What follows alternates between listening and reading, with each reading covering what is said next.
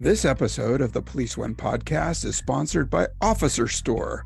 Learn more about getting the gear you need at prices you can afford by visiting officerstore.com.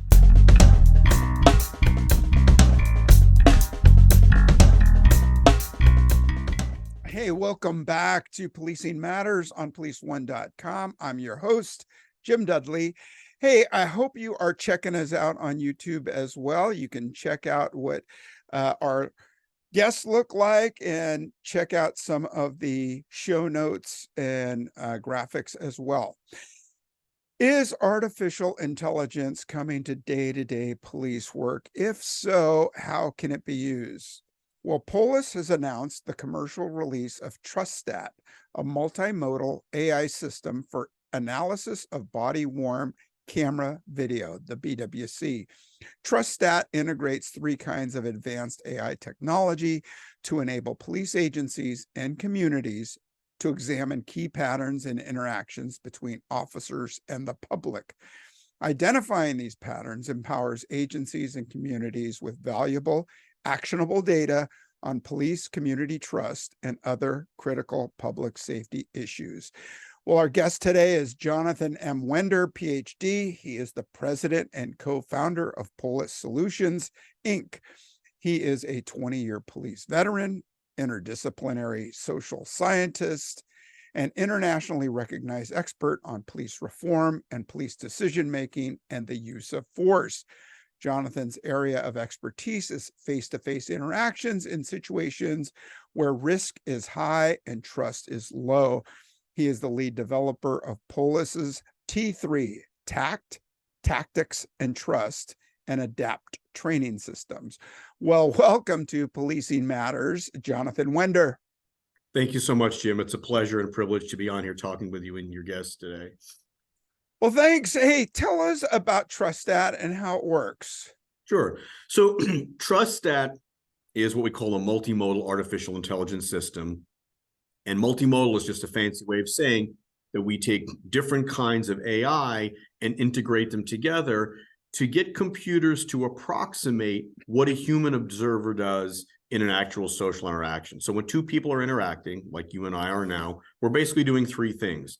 Number one, we're trying to analyze each other's behavior, right? What are you doing and what am I doing? Number two, we look at what the other person is saying. And number three, we look at how the person is saying it. So there's a difference between, hey, good morning, Jim, and yeah, hey, Jim, right? So and wrapped around all that is context. So we're, with TrustStat, deploying a system that has the capability to analyze at scale vast quantities of body-worn camera footage. And as you know, for any department, body-worn camera footage is the agency's single largest source of data about its interactions with the community. It's a treasure trove. And up to this point, we haven't really had effective, accurate, science-based technology to analyze this critical source of data, which has profound implications for both officer and public safety. Yeah, so why is it important to agency leaders? And I want to qualify that a little bit with, we all have, you know, when we do interviewing and interrogation techniques, we often ask some lead-up questions to find out someone's truth-telling style. And we all have different affects and different way of answering things.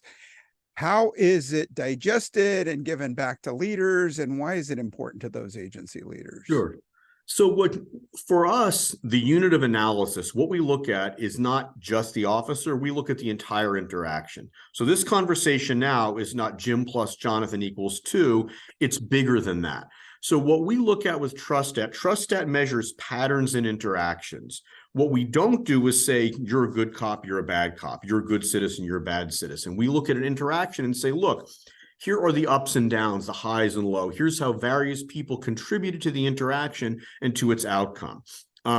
We are, in effect, providing departments with what you can think of as lab results, right? It's like getting a lab test for your blood. We are affirmatively not in the business of telling you who's right or wrong or good or bad.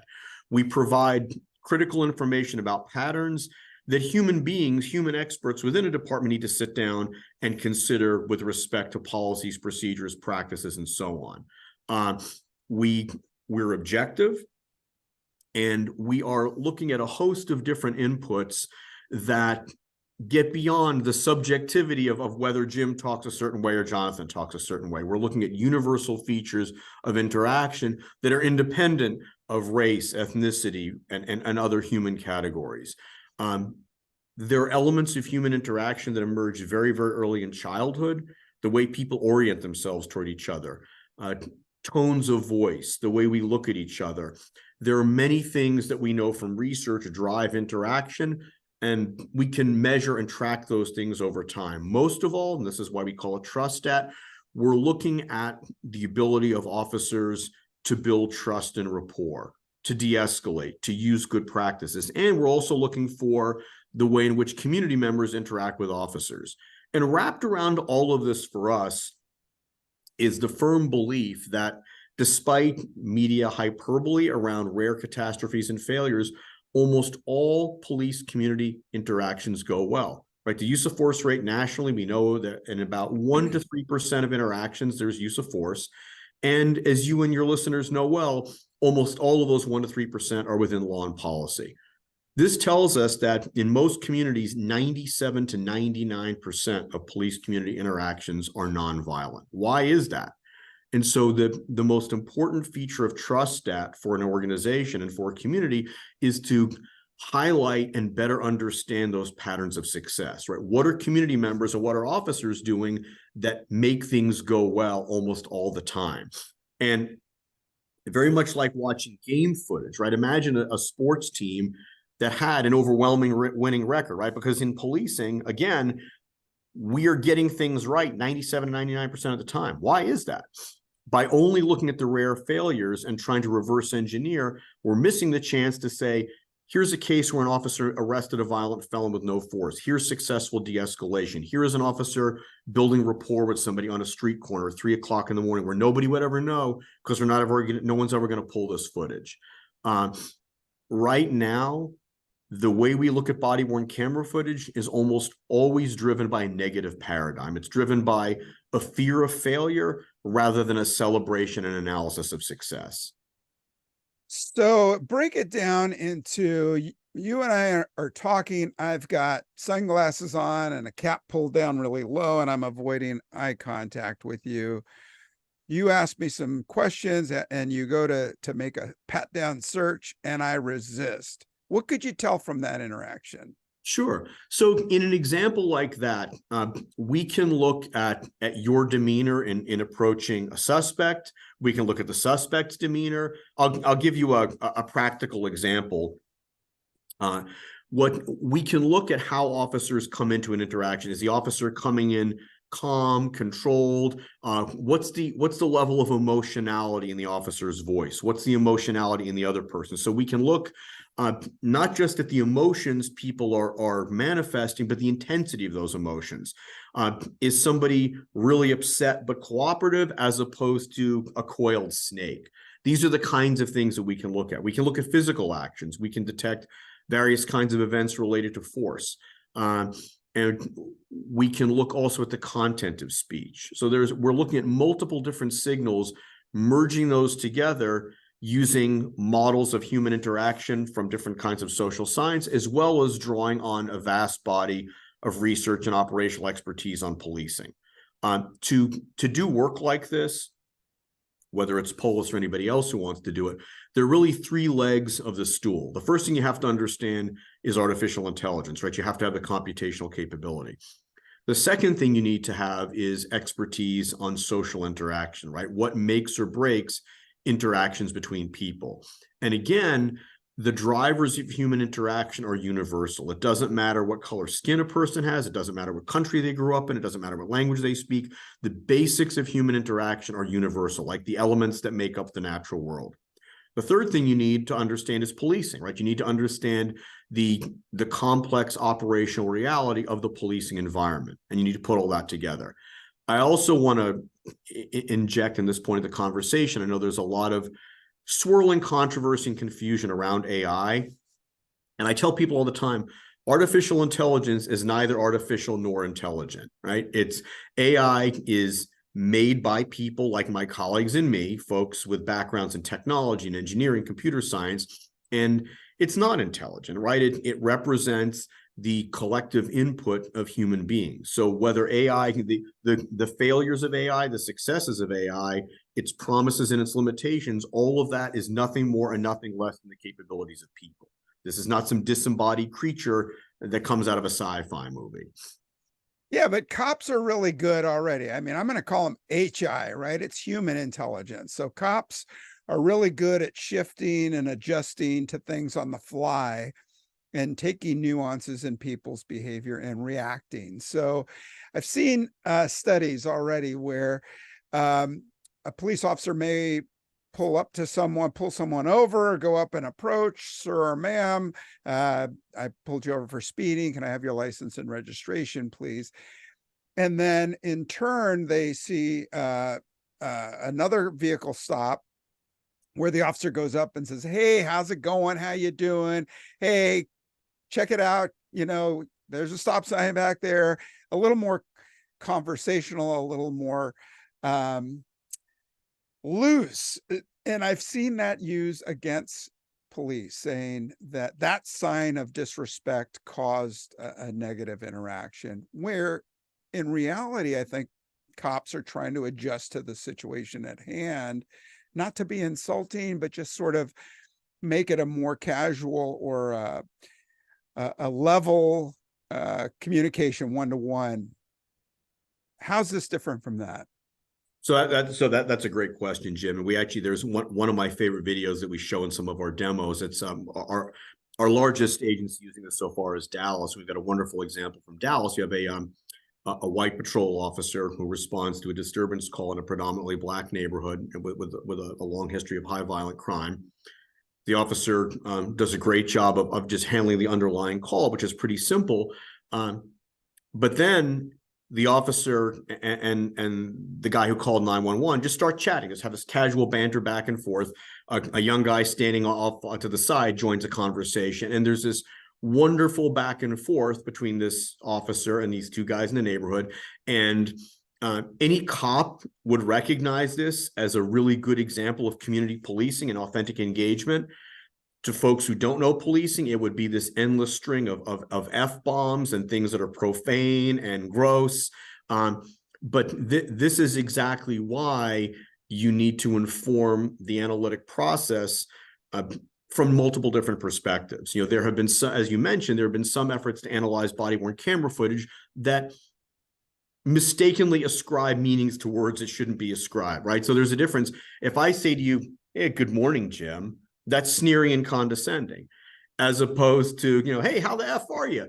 That in a certain context, that might be friendly. So all of this is to say, context is critical. You need to look at multiple different sources of information. And I also want to be 100% clear. As powerful and promising as I think this technology is, it will never, ever replace human judgment and expertise, any more than medical diagnostics replaces the expertise of a clinician or a doctor. So this is going back to the analogy I gave you of lab results. It's very important for people in maintaining their health to get lab work done, to get their blood work run. But the lab does not have the authority or knowledge to say, hey, Jim, here are your blood results. You're sick, you're healthy. What the information from the lab results empowers you and empowers your healthcare providers to sit down and decide what's important and what's not, what's critical and what's not. So what we do as TrustStat is say, we might, for example, say, here's an example of an officer talking on a street corner. And the beauty of the example I just mentioned to you, while this interaction is laced with profanity, when you look at how the officer is talking to these two guys on a corner, when you look at the lines, they're literally in sync. They're laughing, they're smiling, they're joking, they're looking at each other. So, but if someone just looked at the transcript, they might say, oh my God, we need to send this guy to IA. When in fact, if you look at the video, the officer probably deserves a commendation for what a great job he did, not just in handling the call, but in building trust in one of those moments that nobody ever sees. Mm-hmm. Got it. Hey, here on the West Coast, legislators have been really leery of AI systems. There's even been a ban on things like facial recognition for a couple of years. What's been the pushback been at the places you've been using TrustStat? So far we haven't seen a whole lot of pushback. I will say, look, it's no secret to anybody, you or any of your audience. AI is controversial, like any new technology, because AI is evolving so rapidly. It naturally gives people both promise and fear. That's to be expected. I also want to say what we do is not facial recognition. We don't do it and can't do it. It's not what we're interested in. So there's a big difference between the analytics we do and saying that's Jim Dudley in that video, that's Jonathan Wender. We don't do that. We don't want to do that. But as far as pushback goes, what I tell people on all sides of the conversation, whether it's a police union president or a police chief or a community activist or a researcher, is look, AI is here to stay. AI is not going anywhere. And your fear, your skepticism, you're running away and putting your head in the sand like an ostrich isn't going to make it disappear. So when we get pushback, I tell people, look, you know what? Your concerns are legitimate. Take a seat at the table. Let's talk through this. And to give you an example of how we work to refine the technology, part of what we're doing in Dallas now is using input from different kinds of people, police supervisors, community members, and as well as researchers, to continuously reform and refine how we analyze data. Analyzing police body-worn camera footage is a complicated task, and we believe it has to be done fairly and transparently and rigorously. And I'm proud to say that the interest we've gotten in TrustStat doesn't just come from cops; it comes from people who are interested in police accountability and from researchers. So we're user agnostic. We think that looking at the entire interaction using broad-ranging, diverse inputs is the best way to go. It's the objective way to go, and it's the fair way to go to represent the interests of everybody who fairly and rightly needs to be heard. Yeah, imagine that legislation that comes after learning about the system instead of before, right? Well, I think from there's you will always have skeptics on any side of the conversation. What I tell officers is, look, in your agency, things go well almost all the time. Don't you and the public deserve to know why that is, right? We get things right almost all the time. And I tell skeptical folks on the community side, look, this is the biggest source of data that your agency has about what's going on the street. Shouldn't you know what that data says, right? I mean, I think of it this way, Jim. Imagine a private sector company that collected a huge amount of information on the quality and outcomes of its interactions with its customers. And this private sector company said, we're going to collect it, we're going to store it, but we're not going to look at it. I think it's fair to say that such a company would probably fail. Leaders would be fired.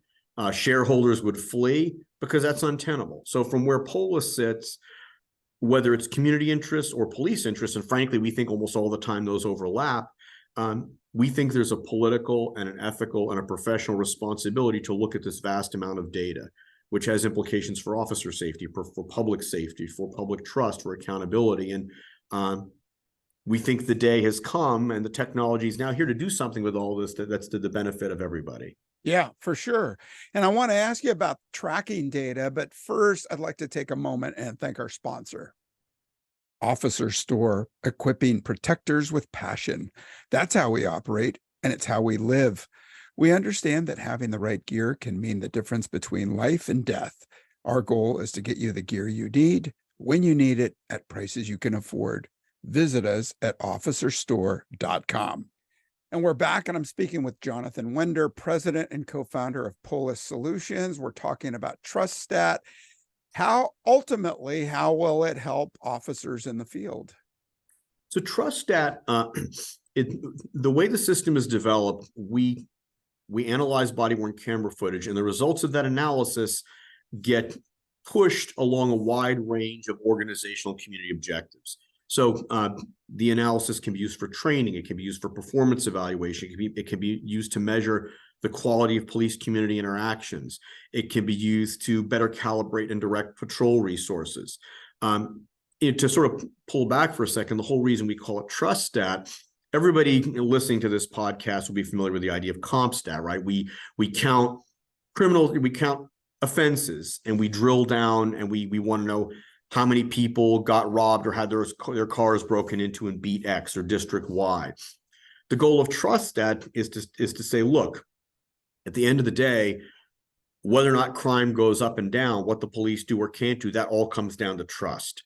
What we're overlaying onto crime stats is a rich source of information, a rich analysis of information about what really happens out on the street when officers and community members interact.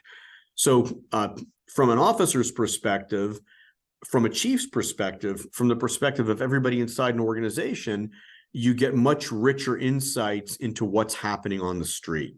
And that information can be used for a whole range of different organizational purposes, from FTO to in-service training to officer safety training.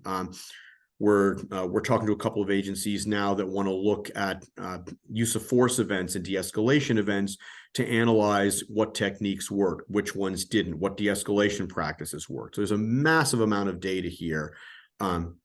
And frankly, there's a lot we can customize, right? This is not an out-of-the-box solution by design. We can take the data and use it for multiple different purposes. It's not a one-size-fits-all solution. It's meant to be customizable based on what an agency wants to do with it. Yeah, and it's interesting that you mentioned CompStat, and I'm thinking about crime maps, where you could do an overlay of use of force incidents if they're concentrated in an area, and then look at the individual interactions to see what the contributing factors were. No, exactly. In fact, and so what, there's an agency we're working with in North Carolina, which has a very high rate of violent crime. They make lots and lots of arrests for gun crimes, but the use of force rate is very low. So one of the things this agency wants to look at is arrests of violent felons and trying to understand better, why is force used so little? Because clearly officers are doing a good job of de-escalating, of using good tactics in taking violent offenders into custody. And in addition, offenders, for the most part, are cooperating and complying. So we want to understand that. Right? One of the analogies I often use beside medicine is aviation, right? When an aircraft crashes, it's big news. Everybody wonders, my God, what happened? But the bigger news is commercial aircraft rarely have collisions. It's very, very rare. So we want to look in policing not just at the rare catastrophic failures, but at the vast rate of success, which is undeniable. And unfortunately, most body-worn camera analysis up to this point has focused on rare catastrophic events rather than on the day in, day out interactions, which give you that rich tapestry of trust, right?